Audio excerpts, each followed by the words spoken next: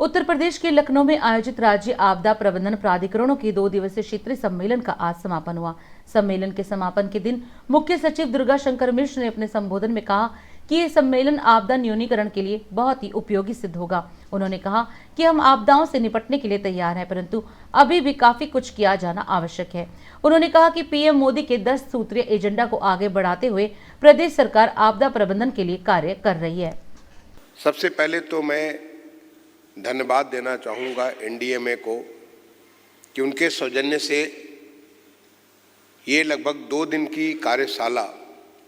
जिसमें 9 राज्य उपस्थित हुए और वो 9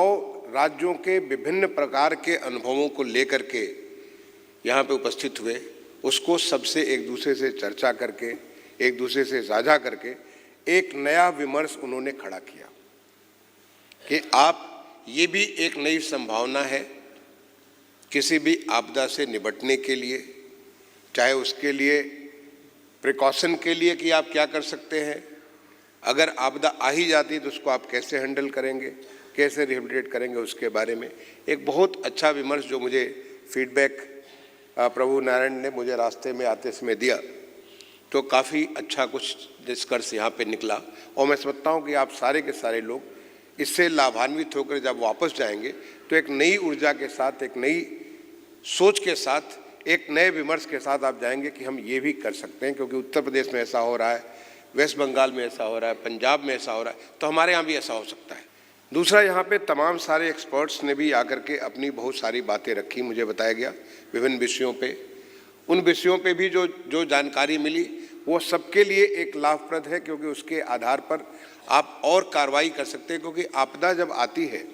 कोई भी आपदा आती है, तो आपदा के बाद तमाम सारे परिवारों को, चाहे जनहानि हो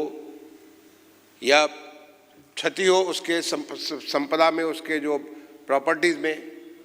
जो भी होती है, उससे उसका पूरा का पूरा लाइफ एक स्थिर हो जाता है।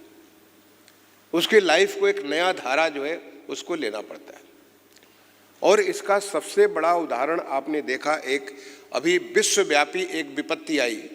कोविड-19 के तौर पर, जो हमारे सामने बिल्कुल ताज़ा है। तमाम सारे लोगों की ज़िंदगी तो गई, तमाम सारे परिवारों को एक नई फिर से शुरुआत करने की जरूरत पड़ी।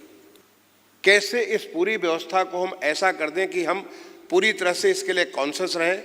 इसको सही से एड्रेस करें और जो हमारी हानि हो बिल्कुल मिनिमाइज हो। किसी भी घटना का पूरा एनालिसिस करके,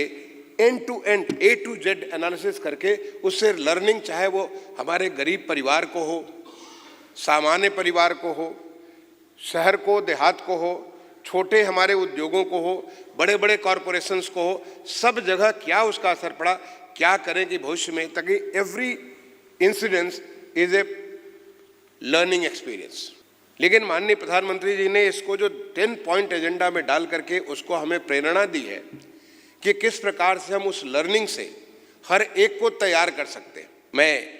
एक बार दोबारा जो एनडीएमए के जो यहाँ पे अधिकारी जिन्होंने इस वर्कशॉप को स्पॉन्सर किया और ये सारे के सारे ऑर्गेनाइज किया, आपको मैं बहुत बहुत धन्यवाद देता हूँ।